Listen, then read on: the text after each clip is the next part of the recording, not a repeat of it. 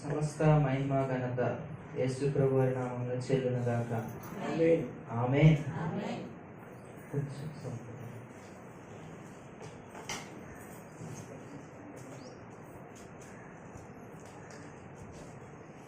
దేవునికి స్తోత్రం.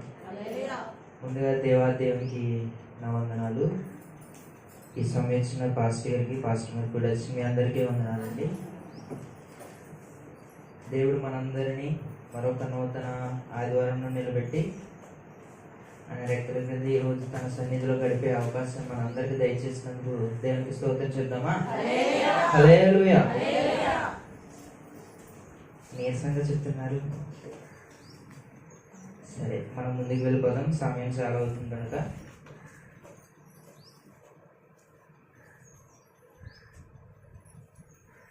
దేవుడు నాకు అనుగ్రహించిన కొద్ది మాటలు మీతో నేను పంచుకోవాలనుకుంటున్నాను.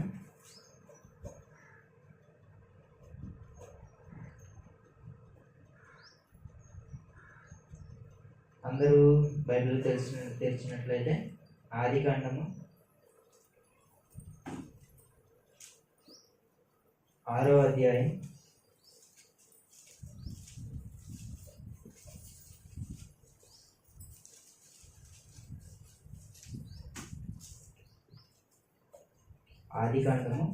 6వ అధ్యాయం 8 నుంచి 12 వచనంలో ఒకసారి చదివి వినిపించండి గట్టిగా. అయితే నోవాహు యెహోవా దృష్టి యందు కృప పొందినవాడాయెను. నోవాహు వంశావళి ఇదే. నోవాహు నీతిపరుడును, తన తరములు నిందారహితుడై ఉండెను. నోవాహు దేవునితో కూడా నడిచినవాడు. షేము, హాము, యెఫెతు ముగ్గురు కుమారులు నోవాహు కనెను. 12 వచ్చారు. భూలోకము దేవుని సన్నిధిని చెడిపోయి ఉండెను. భూలోకములో బలత్కారంతో నిండి ఉండెను. దేవుడు లోకమును చూచినప్పుడు అది చెడిపోయి ఉండెను. భూమి మీద సమస్త శరీరులు తమ మార్గమును చెరిపివేస్తుననుకుని ఉండేది. దేవుడి మాటలు దీవించబడును గాక. ఆమేన్. మనకి ఒక చక్కని లేఖనం మనకి కనబడుతుంది. ఆదికాండము 6వ అధ్యాయం 8 నుంచి మనం 12 వచనంలో చదువుకున్నాం. అయితే నోవాహు యెహోవా యందు కృప పొందినవాడాయెను. ఎవరంటారు? ఎవరంటే ఆయన? ఎవరండి నోవాహు? ఎవరికైనా తెలుసా నోవాహు? తెలియదండి. తలలు పైకెత్తి చూస్తే నోవా గారు తెలియదండి. ఎవరు? నోవాహు. ఆదాము గారు తెలుసండి. హవ్వ, కయీను, ఏబేలు అందరూ తెలుసు కదండి. Okay right. మనకి ఆదం గారి నుంచి అలా సంతానం తర్వాత మనకి మరొక వంశావళి కనబడుతుంది. ఏంటంటే ఆ వంశావళి నోవాహు గారిది. ఈయన గురించి మనం మాట్లాడుకుందాం. మనకి ఎందుకు వచ్చిన మనకి ఏం కనబడుతుందంటే, అయితే నోవాహు యెహోవా యందు కృప పొందినవాడాయెను. ఈయన నోవాహు గారంట దేవుని యందు కృప పొందాడంటండి. ఎవరండి ఈ నోవాహు గారు? మనకి కృప పొందినవాడాయను అంటే మనం కృప అంటే ఏమనుకుంటాం?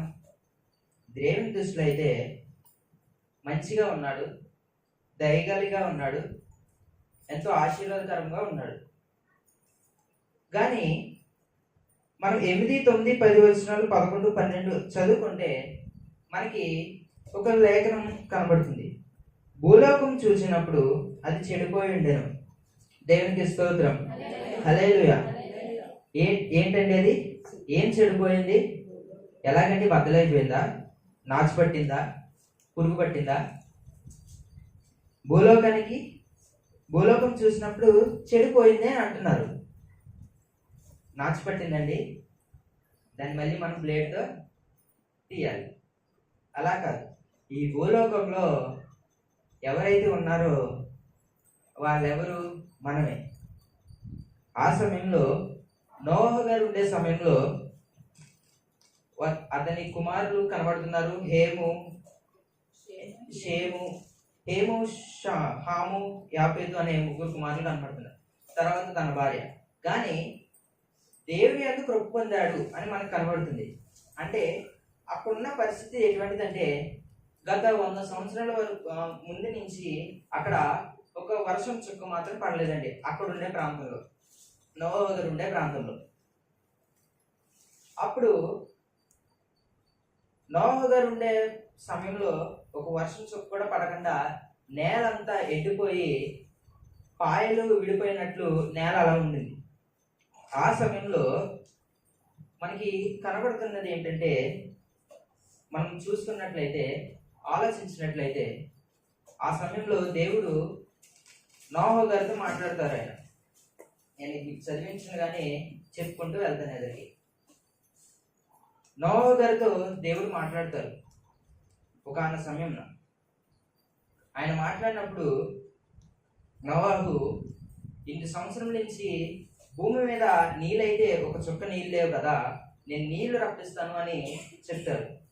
ఎందుకని నీళ్ళు రప్పిస్తారు? ఎందుకని నీళ్ళు రప్పిస్తారండి ఆయన? భూలోకం చెడిపోయింది. అంటే అక్కడున్న మనుషులు ఎంత చెడ్డగా ఉన్నారంటే, ఎంతో భయంకరంగా.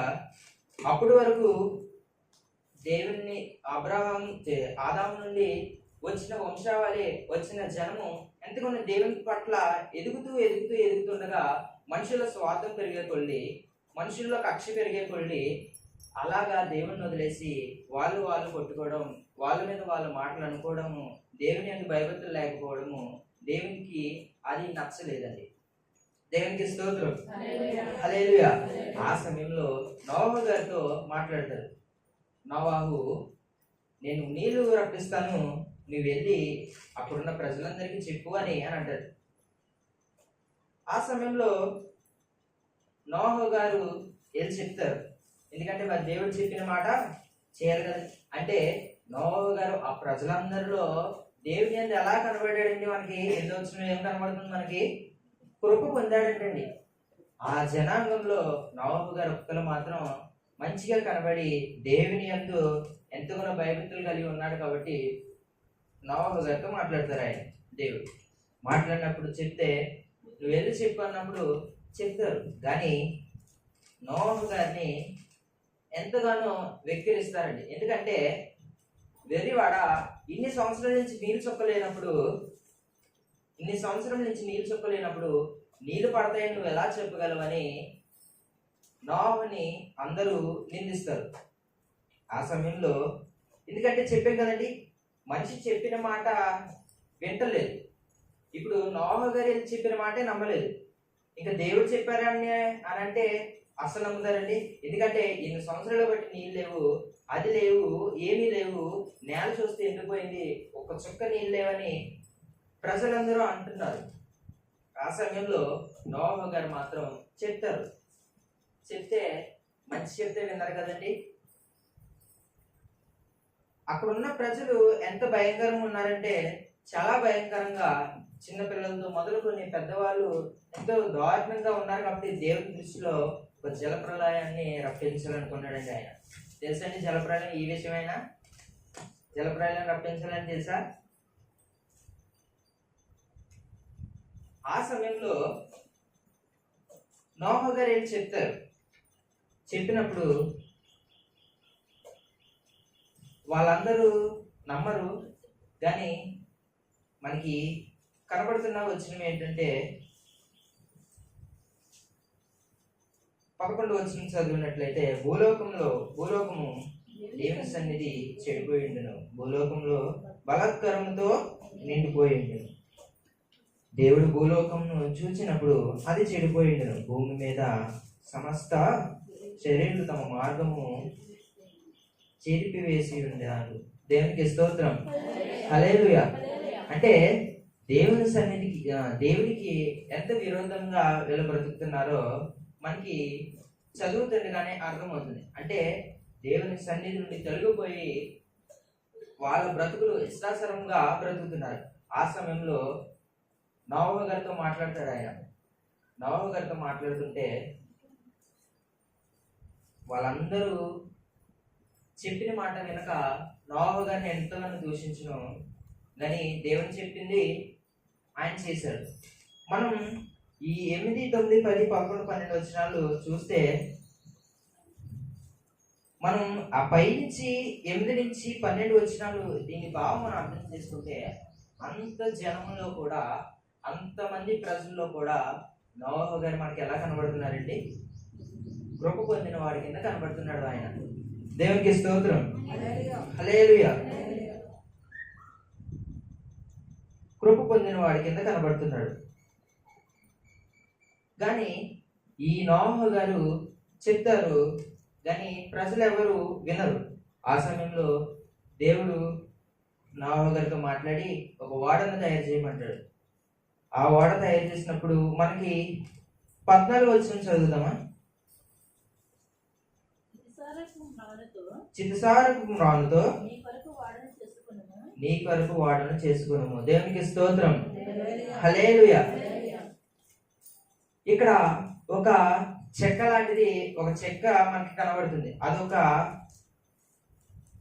కంపెనీలు ఉంటాయి చూడండి, టేకు ఇంకా ఏమి ఉంటాయి కదా, అలా పేర్లు చితిసారపు మ్రానుతో నీ కొరకు వాడ చేసుకుని. అంటే దేవుడు నోవహు గారితో చెప్పారు, నేను జలప్రళయాన్ని రప్పిస్తాను, మనుషులందరూ చెడిపోయి ఉన్నారు కనుక నేను వాళ్ళందరినీ హతమారుస్తాను, కాబట్టి నువ్వు ఒక వాడను తయారు చేయి.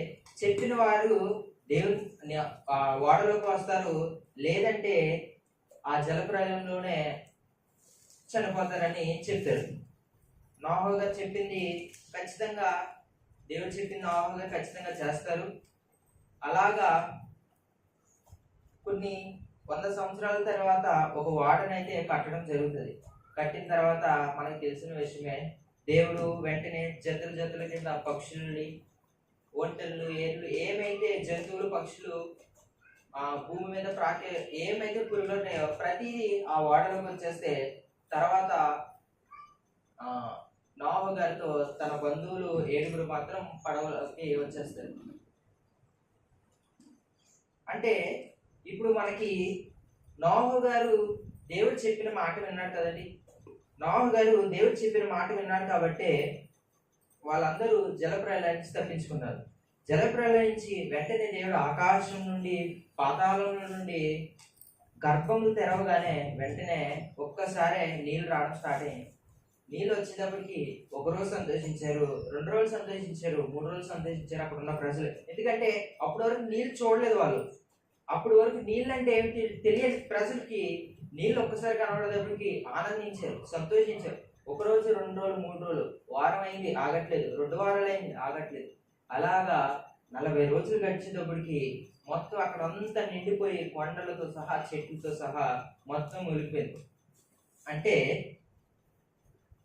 దేవుడి మాట మనం వినేదగినట్లుంటే దేవుడు మనందరినీ కాపాడతాడు అన్నట్లు మనకి ఈ లేఖనం కనబడుతుంది. అంటే అక్కడ ఉన్న ప్రజల్లో నోవహు గారు మాత్రం కృప పొందిన వాడిగా మనకి కనబడుతున్నాడు. మనకి నోవహు గారు ఇంకొక వచనం, మనకి ఆ వచనం మనం చదివితే మనకు అర్థమవుతుంది.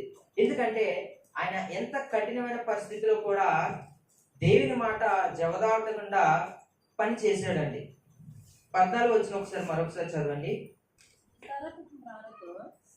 సితారపు మ్రానుతో నీ కొరకు వాడను చేసుకును, అరలు పెట్టి ఆ వాడను చేసి లోపటను వెలుపటను దానికి కీలుపోయేవారు.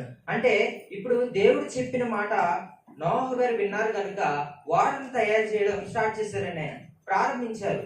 వాడను కడుతుండగా దానికి ఒక తారు, మనకి రోడ్డు మీద తారు ఎలా వేస్తారో అలాగా కీళ్ళు ఆ పడవకి రాయడంతో ఇంకా లోపలికి ఒక వాటర్ చుక్క కూడా రాకుండా ఉంటదండి. అలాగా కీళ్ళు పోయమని దేవుడు మనకి చెప్తున్నాడు, నోవహు గారితో చెప్తున్నారు. తర్వాత ఇవన్నీ 50 మూరలు, 300 అడుగులు, ఇవన్నీ మనకి లెక్కలు ఉంటాయి. అంటే నోవహు గారు కఠినమైన పరిస్థితిలో కూడా దేవుడు చెప్పే మాటని జవదాటకుండా, దేవుని మాటని తృణీకరించకుండా, వాడను కట్టడం అంటే చిన్న మనకి చిన్న మాటలండి. చిన్నవాడు అనుకున్నారా? వాడా అంటున్నాను నేను నుంచి. చిన్నవాడు అంటారా? కాదు, మన స్లాబ్ కన్నా పెద్దగా ఉంటుందండి అది. అంత పెద్ద వాడని దేవుడు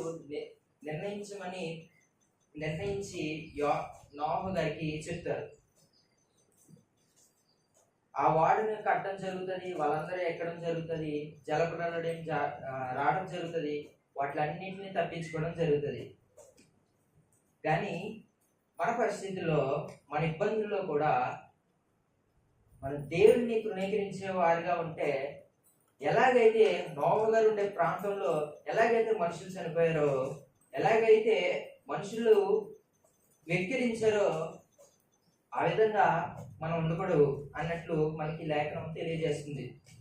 ఆ లేఖనం మనం మరొక వచనం చదువుకుందాం. అదే ఆదికాండము 8వ అధ్యాయం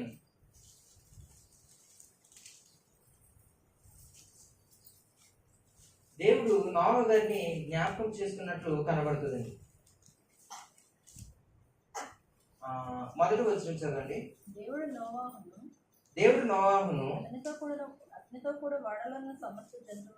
అతనితో కూడా ఓడలో ఉన్న సమస్త జంతువులను సమస్త పశువులను జ్ఞాపకం చేసుకొనెను. దేవుడు భూమి మీద వాయుని విసిరినట్లు చేయుట వలన నీళ్లు తగ్గిపోయాను. దేవునికి స్తోత్రం.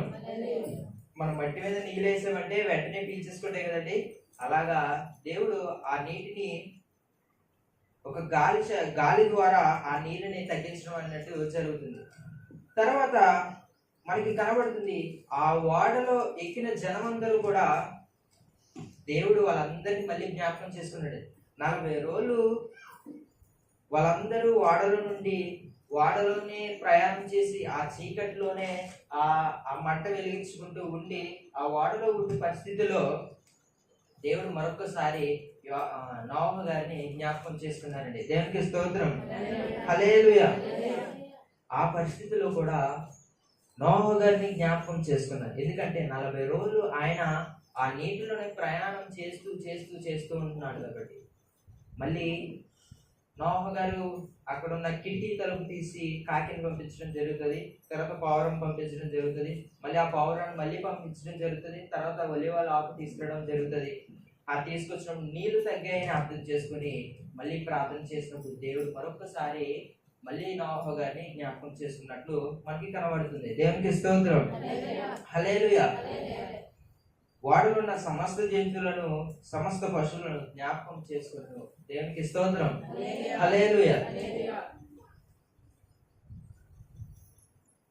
మనము ఈ వచనాల్లో చదివితే మనకి ఏదో ఒక చిన్న స్టోరీ కింద, ఏదో చిన్న మాట కింద మనకు ఉంటుంది. కానీ దీన్ని మనం ఆత్మీయంగా అర్థం చేసుకుని ఆత్మీయంగా మనం దీన్ని ఎలాగనేది చూసుకున్నట్లయితే మన ఇక్కడున్న పరిస్థితికి మనం ఉండేదానికి రెండింటిని కంపేర్ చేసుకుని చూస్తే మనం ఎలా ఉంటున్నాము, దేవుడు మనల్ని జ్ఞాపకం చేసుకుంటాడా లేదా అని కూడా మనం ఆలోచించాలండి. నోవహు గారు ఎంత కృప పొందాడు మనకి కనబడుతుంది. దేవుని పట్ల ఎంతగానో విధేయులై ఉన్నాడు.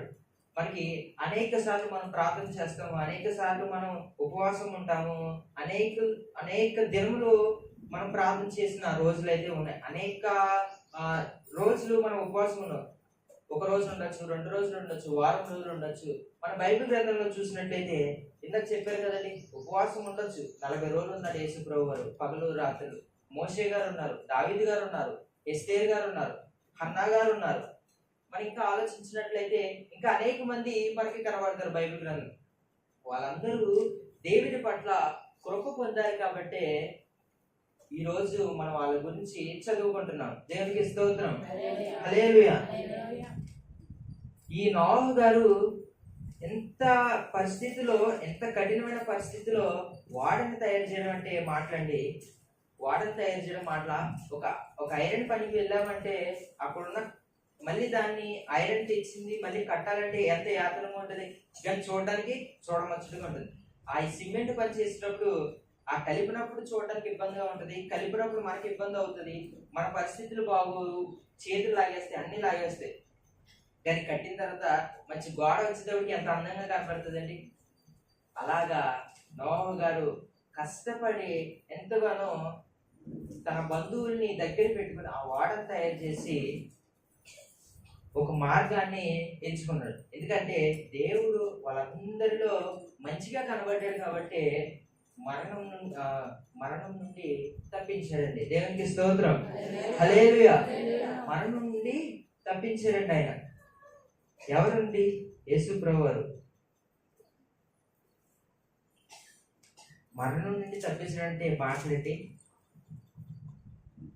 మనకి అనేక పర్యాల్లో మనం వింటాము, చూస్తాము. మన జీవితంలో కూడా జరిగి ఉండొచ్చు.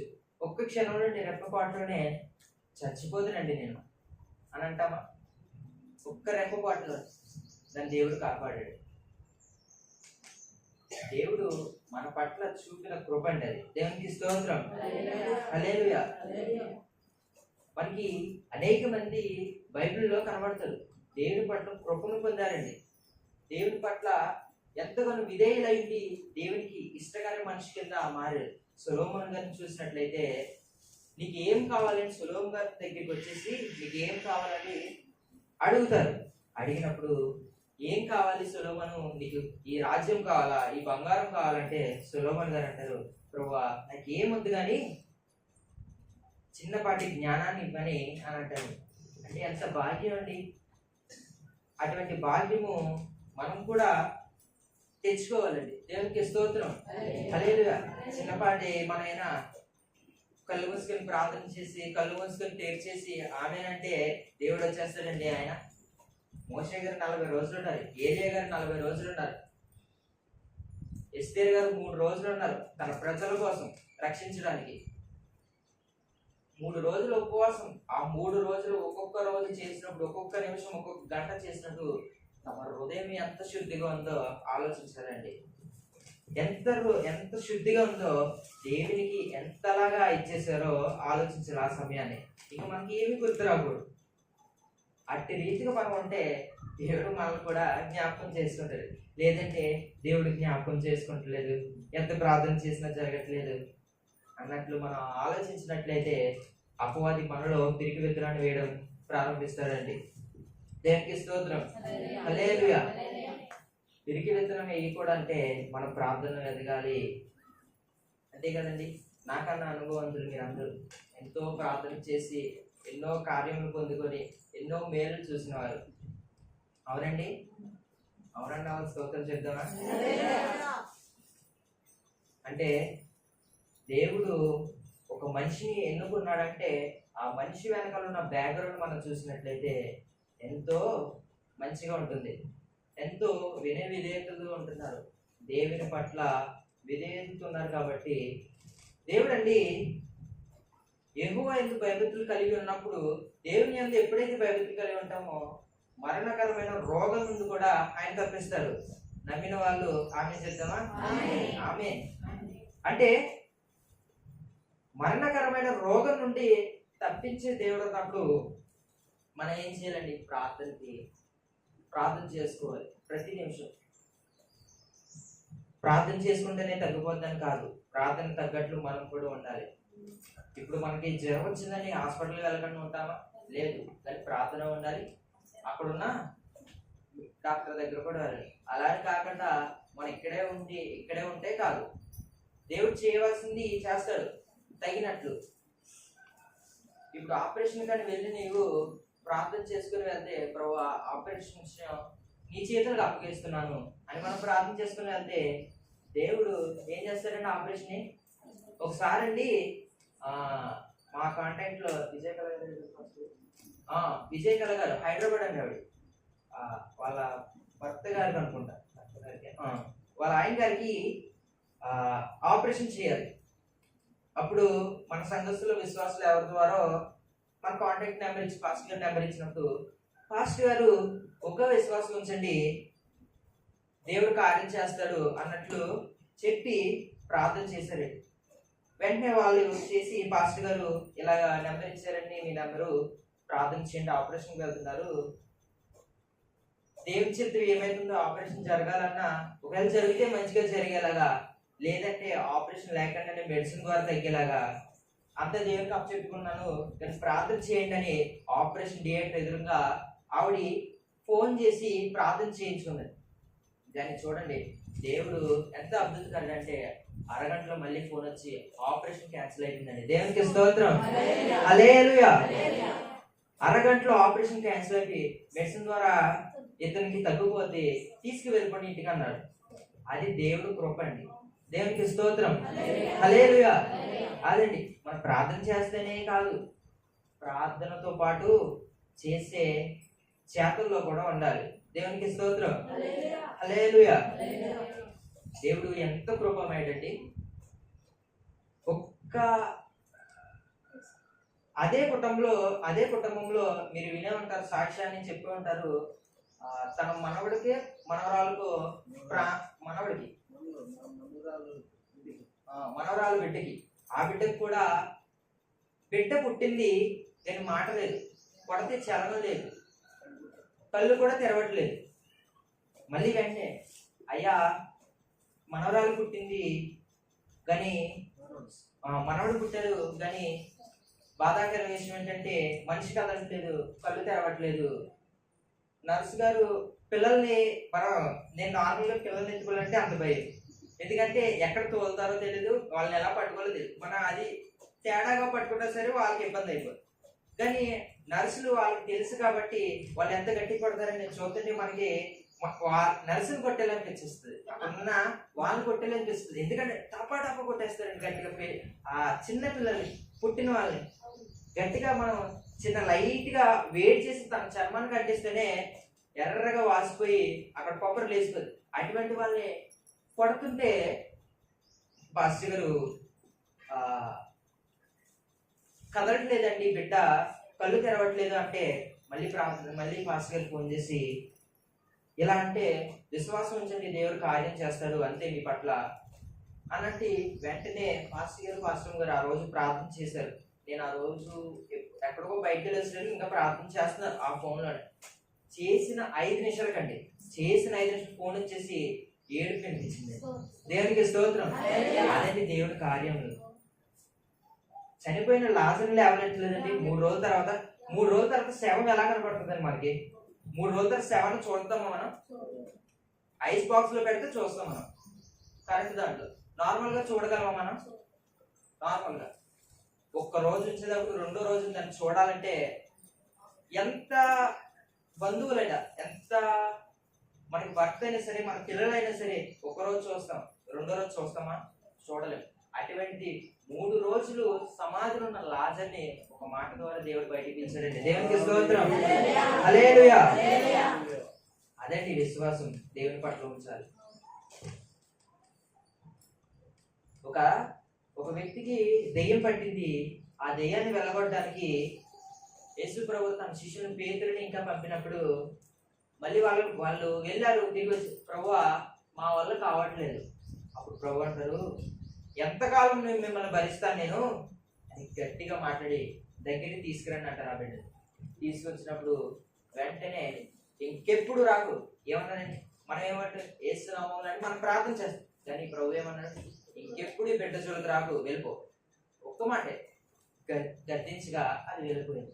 అది దేవుడు శక్తి అండి. దేవునికి స్తోత్రం. అంటే ఇన్ని మాటలు నేను చెప్పుకొచ్చానంటే దేవుని పట్ల నోహా గారు కృప పొందాడు ఆయన. దేవునికి స్తోత్రం. హల్లెలూయా. ఆ కృప మనం పొందేటట్లు ఉండాలి. నేనే పరిస్థితులు ఉంటాను, మీరు ఏ పరిస్థితులు ఉంటారో తెలియదు, కానీ దేవుడు మనందరినీ ఒక పరిస్థితిలో ఒక ఐక్యతలో నిలబెట్టాడు కదండి. ఎంతో చక్కగా మాట్లాడుకుంటూ ప్రతి వారం వస్తాము, చూసుకుంటాం, దేవుడి సన్నిధిలో ఎదుగుతాము, మళ్ళీ తిరిగి వెళ్తాము, మళ్ళీ కలుసుకుంటాము. దేవుడి ఇచ్చి మనకి అది భాగ్యం అండి. హల్లెలూయా. హల్లెలూయా. మనం చూసుకున్నాము 2-3 వచనాలు చూస్తున్నాము. 3 వచనాలకి చాలా టైం అయిపోయింది. అంటే ఇప్పుడు నేను చివరిగా చెప్పేది ఏంటంటే, నోహు గారు కృప పొందిన వాడిగా కనబడుతున్నారు, మోషే గారు కనబడతారు, అబ్రహాం గారు కనబడతారు, అనేక మంది ఏలియా వలె రోషంగా జీవించాలని మనకు కనబడుతుంది. ఎవరండి? ఏలియా వలె. ఆయన రోషం ఎలా ఉంటుందంటే, మనం వింటే ఒకవేళ మనం ఆ పరిస్థితిలో ఒకవేళ అప్పుడు ఉన్నట్టే ఒకసారి ఊహించుకోండి, ఒకసారి బ్యాక్గ్రౌండ్ వేద్దాం వెనక్కి, మనం ఆలోచించుకుంటే ఆయన రోషం కంటే ఆయన మాట్లాడే మాటలకి ఆయన కొట్టి చంపేస్తామండి మనం. అవునంటారా లేదంటారా? తెలుసండి ఏలియా గారు? తెలియదా? ఎలీషా గారు తెలుసండి పోనీ? ఎలీషా గారు ఎలుగు పంటలు రప్పించడం, దుప్పటి మట్టట్టు కానీ మళ్ళీ యథావిధిగా నది అని తెలుసండి. ఎలీషా గారే గురువు గారు ఏలియా గారు. ఈయన రోషన్కి ఎక్కడ సరిపోండి మనం.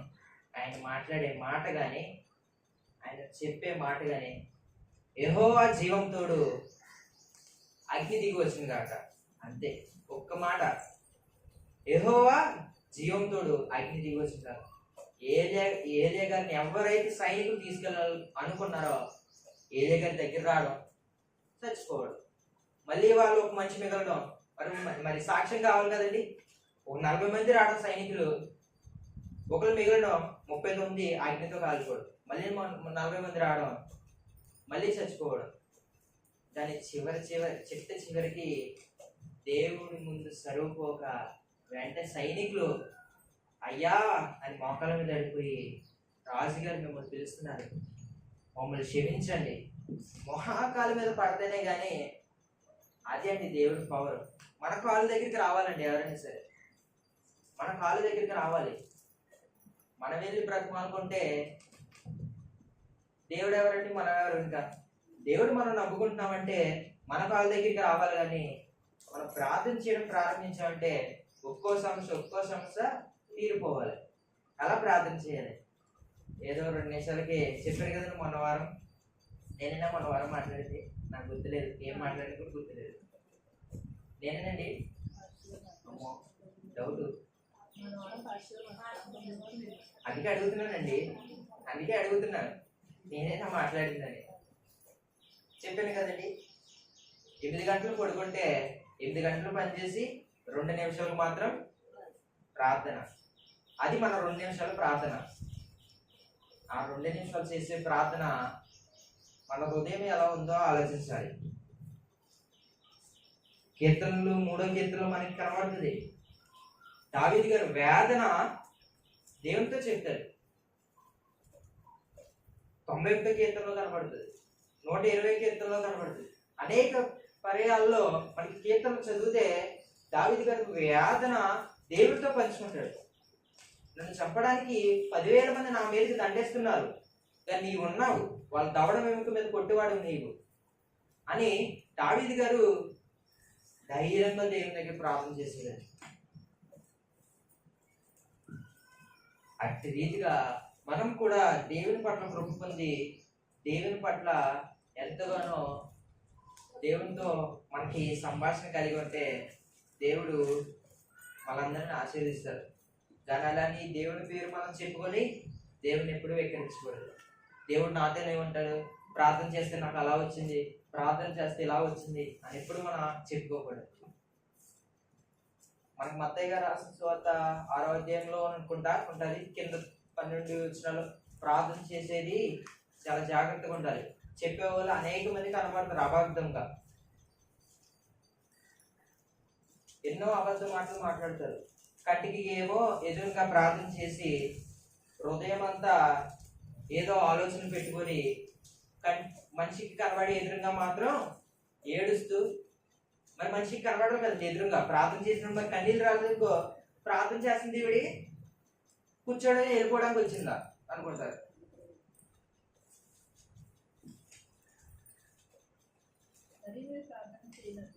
చదవండి. వేషధారి వాళ్ళే ఉండకూడదు అంటండి. ఇంకా ఏంటండి? మనుషులు కనబడకూడదు కానీ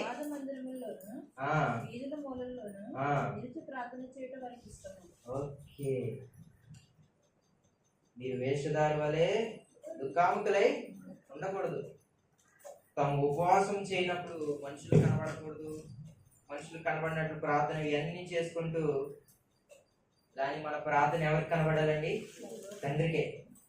నేను మాట్లాడుతాను, నేను ముగించేస్తాను. ఇంకా మనందరికీ మనలో అందరూ ఎక్కువగా ప్రార్థన చేస్తాము, దేవునికి ఉంటాము. ఎవరైనా నాకు 24 గంటలు దేవుడు నా దగ్గర ఉంటున్నాడు, దేవుడు నన్నే కనిపిస్తున్నాడు, దేవుడు నా పట్లే ఉంటున్నాడు, దేవుడు నేను ఫ్రెండ్స్ అని చెప్పేవాళ్ళు ఉన్నారండి. అటువంటిప్పుడు మీరు ఏం చేస్తారంటే, దేవుడితో ఎక్కువ ఉంటున్నాం కదా, మీరు ఏం చేయాలంటే ఒక పేపర్ పట్టుకొచ్చి మీ అవసరతలన్నీ రాసేసి ఆవిడకి ఇచ్చేయండి. ఎవరిని ఇక్కడ మెన్షన్ చేయలేదండి. ఒకవేళ ఎవరైనా తెలిసి ఉంటే ఆవిడకి ఇచ్చేయండి, మెన్షన్ చేసి మొత్తం ఏమైతే ఉన్నాయో అవసరతలు చెప్పండి. అవసరమైతే గ్లాస్ కావాలని కూడా రాసింది, దాంట్లో మంచినీళ్ళు గ్లాస్ కావాలి అన్ని రాసేసి ఆవిడకి ఇచ్చేయండి. ఇంకో చూడండి, నెక్స్ట్ టైం ఆ పేపర్ కనబడదు, ఆ మనిషి కనబడదు. దేవుని పట్ల వేషధారి వల్లే కనబడితే దేవుడు వారిని ఊరుకుంటాడండి. శ్రమలలో ప్రార్థన చేయమన్నాడు, కానీ మనుషులకు కనబడే వేళ ప్రార్థన చేయొద్దన్నాడు.